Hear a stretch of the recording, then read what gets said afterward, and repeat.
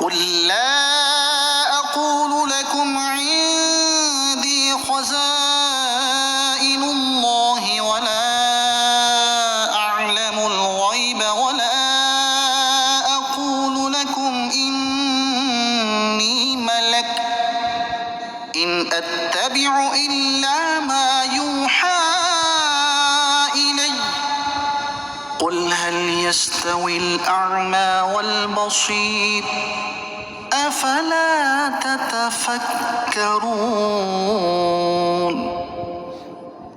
اے حبیب تم فرما دو، میں تم سے نہیں کہتا کہ میرے پاس اللہ کے خزانے ہیں، اور نہ یہ کہتا ہوں کہ میں خود غیب جان لیتا ہوں، اور نہ تم سے یہ کہتا ہوں کہ میں فرشتہ ہوں۔ میں تو صرف اس وحی کا پیروکار ہوں جو میری طرف آتی ہے۔ تم فرماؤ کیا اندھا اور دیکھنے والا برابر ہو سکتے ہیں؟ تو کیا تم غور نہیں کرتے؟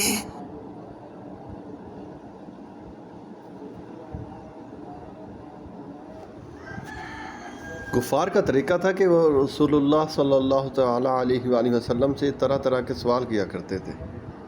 کبھی کہتے کہ آپ رسول ہیں تو ہمیں بہت سی دولت اور مال دے دیجیے تاکہ ہم کبھی محتاج نہ ہوں، اور ہمارے لیے پہاڑوں کو سونا کر دیجیے۔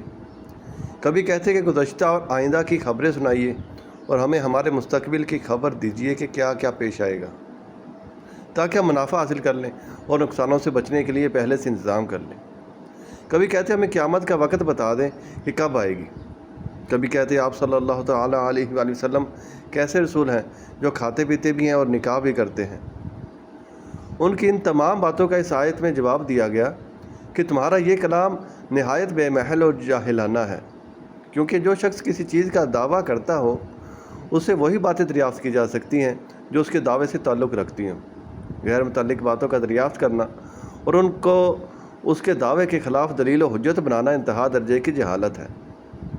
اس لیے ارشاد ہوا کہ آپ صلی اللہ تعالیٰ علیہ وآلہ وسلم فرما دیجئے کہ میرا دعویٰ یہ تو نہیں کہ میرے پاس اللہ تعالیٰ کے خزانے ہیں جو تم مجھ سے مال و دولت کا سوال کرو، اور اگر میں تمہاری مرضی کے مطابق تمہارا دعویٰ پورا نہ کروں تو تم رسالت کے منکر ہو جاؤ، اور نہ میرا دعویٰ ذاتی غیب دانی کا ہے کہ اگر میں تمہیں گزشتہ یا آئندہ کی خبریں نہ بتاؤں تو میری نبوت ماننے میں بہانہ کر سکو۔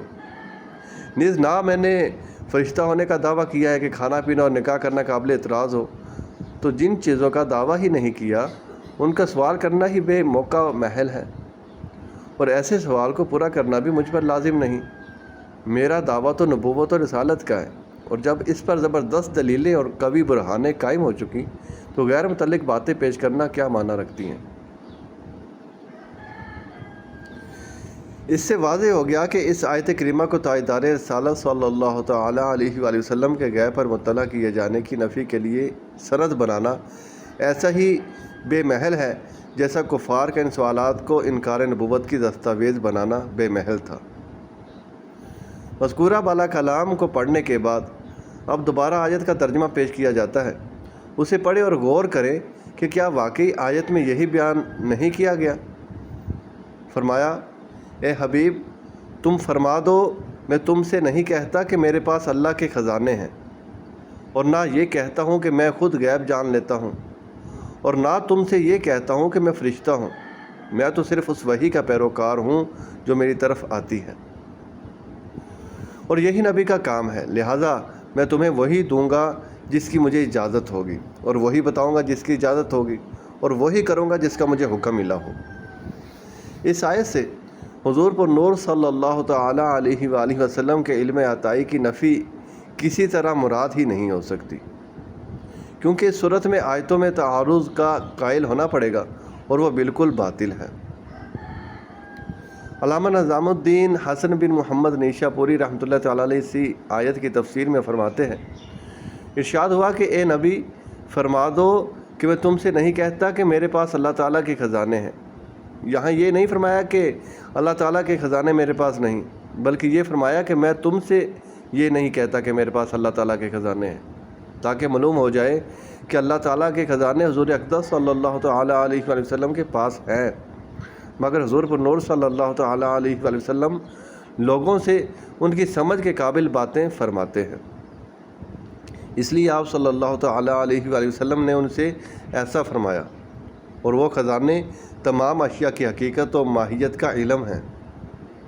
حضور اکرم صلی اللہ تعالیٰ علیہ وآلہ وسلم نے اسی کے ملنے کی دعا کی اور اللہ تعالیٰ نے قبول فرمائی۔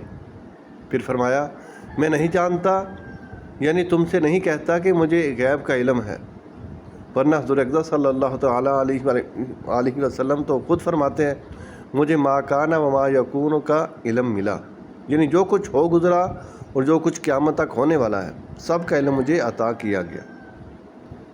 اس آیت کے آخر میں فرمایا کہ کیا اندھا اور دیکھنے والا برابر ہے؟